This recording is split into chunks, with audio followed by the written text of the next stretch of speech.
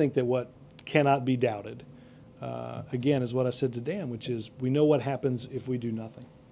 People walk to their mailbox and their insurance goes up nearly 40%. That's the outcome. That's not going to happen just next year, but the year after that and the year after that. The question is, what are we going to do about it? I think that the president has, on so many occasions, asked for the ideas, the help, and the support of people on both sides of the political aisle. Their desire not to help solve the problem on behalf of the American people is something that they've made a decision on. The president has clearly stepped up his involvement in this go-round. I mean, by putting in his own bill, by holding this meeting and then dominating this meeting. Does he now see it? Is he also going to step up his involvement in getting the votes to pass this thing? Whose responsibility is it now to get the votes? Again, is it Pelosi and Reid? Again, or is he going to twist arms personally and make this happen? Well, again, the president will likely make an announcement next week on where he sees the path moving forward. You know, we've discussed this many times, Chip. I don't. Right, the circumstances have changed. Is he going to up his role in getting the votes? I honestly don't believe that the president has, in some ways, been a passive observer. No, I'm not saying he was a passive. Right. I think. But he has dramatically increased his role here in the last couple of weeks. I don't think this legislation would be at the point that it is, having gotten votes in both the House and the Senate, where the president not involved. I agree with you. I'm not saying he wasn't involved, but he is deeply and more involved now with his own bill right. and with this meeting yesterday. Right. Is he going to carry that through to lobbying and twisting arms and making sure they get the votes, or is he leaving that up to Pelosi and Reid? No, again, I don't. We'll have an announcement next week on again where the president believes, what the president believes is the best way forward. I can assure you, Chip, that whatever he decides, he'll put his focus and his energy into. Is there a plan B under discussion at all if they don't get the votes on this? The president is spending his time looking at what was talked about yesterday and how it relates to the proposal that he had on Monday. So nobody in the White House is working on a fallback in case. No, we've been working on any number of issues for many months relating to health insurance reform. Yes, ma'am. Quick on Desiree. You said she wasn't pushed, but did the president entreat her to stay? He needs you.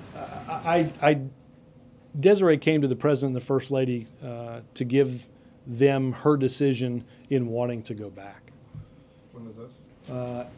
I don't have the exact date, but it was, again, I'd point you to what she said in that interview closer to the beginning of the year. Can you confirm reports that Juliana Smoot will replace her? I don't have any announcements to make on replacements. Okay. On health care, some in the Senate say this notion that there could be a scaled down health care bill isn't realistic and that there's only one road left, and that is the reconciliation road. Would you agree with that analysis? I'm going to let the president make a decision and announce that decision and as the best path forward.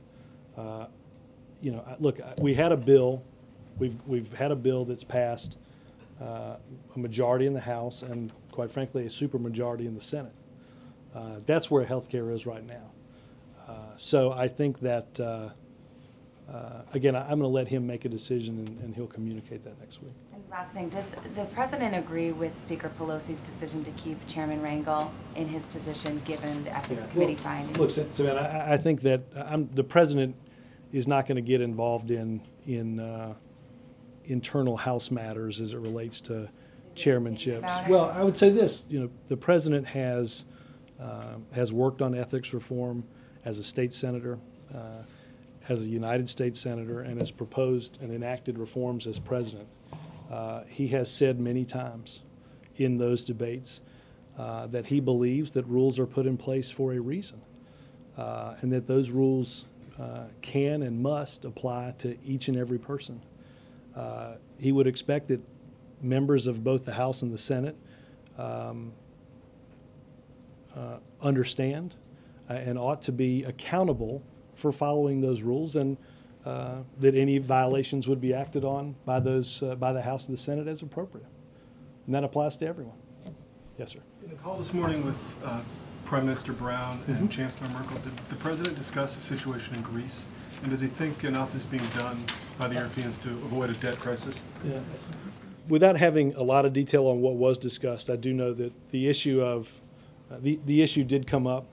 I don't have a ton to add except that, as I have said here before, that we believe that the European Union can and will act appropriately to ensure an effective response to the crisis in Greece.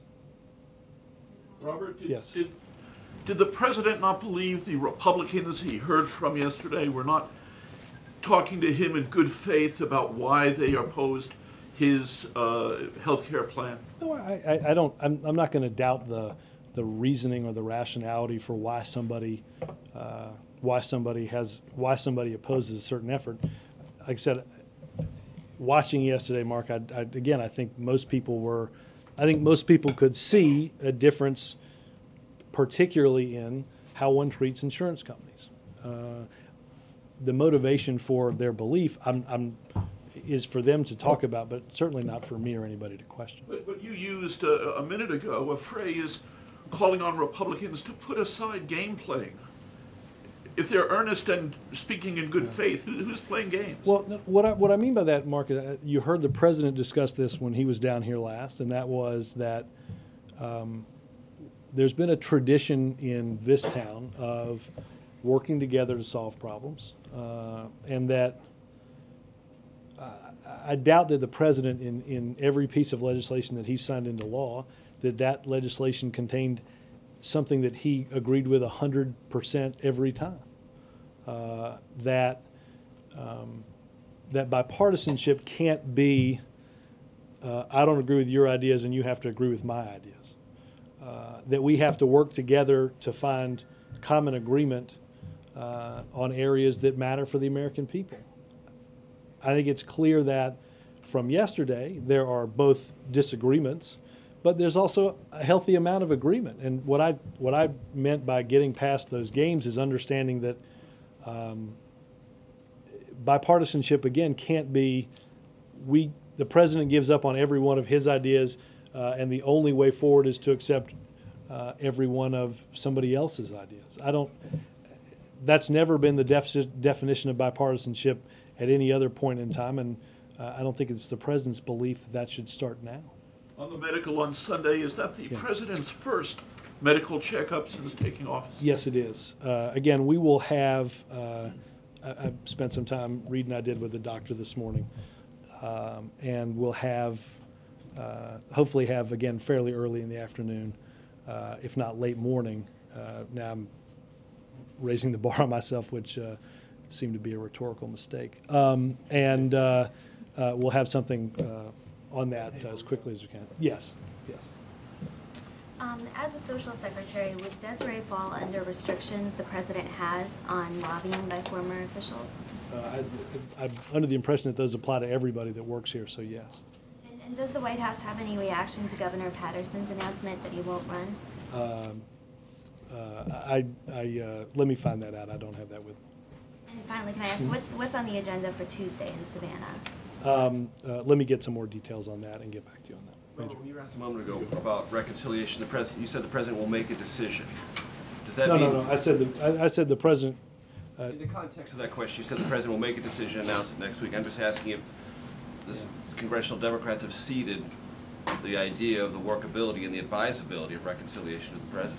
I did not make a value judgment on how we go forward. Just that the president would announce a way forward, likely sometime next week. What is he going to know next week that he doesn't Major, I would say know this. I would, we've discussed a little in here the notion of the use of reconciliation in the past. There have been various and sundry articles about this over the past several days. It's been used legislatively to pass big tax cuts in 2001 and 2003. It's also been used on a lot of occasions to pass healthcare legislation. We have COBRA, the last two letters of COBRA RA for a Reconciliation Act. So the notion that somehow healthcare hasn't been done this way